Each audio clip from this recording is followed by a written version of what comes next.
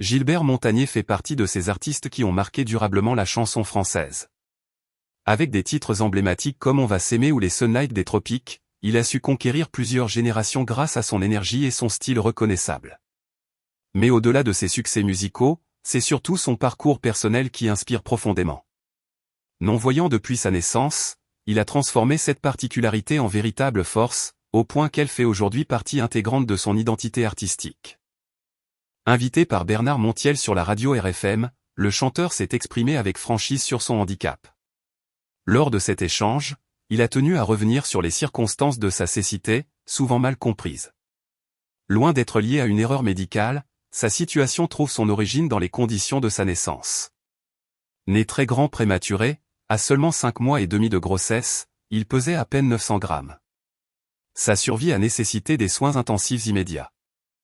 Les médecins ont alors eu recours à une forte oxygénation pour lui permettre de vivre, une pratique essentielle dans ce type de situation. Cependant, le dosage élevé d'oxygène a endommagé ses nerfs optiques, entraînant une perte de la vue irréversible. Malgré cela, Gilbert Montagné ne nourrit aucun ressentiment.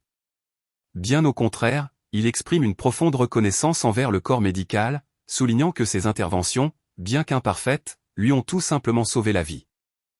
Au fil des années, il a construit une carrière solide et respectée, prouvant que son handicap ne constituait en rien une limite. Sa présence sur scène, son enthousiasme et sa capacité à transmettre des émotions fortes font de lui un artiste à part. Pour beaucoup, il incarne un exemple de résilience et de positivité. Son témoignage rappelle que les épreuves peuvent parfois devenir des moteurs puissants. Plus qu'un simple élément de son histoire, sa cécité a contribué à façonner l'homme et l'artiste qu'il est aujourd'hui, authentique, inspirant et profondément humain.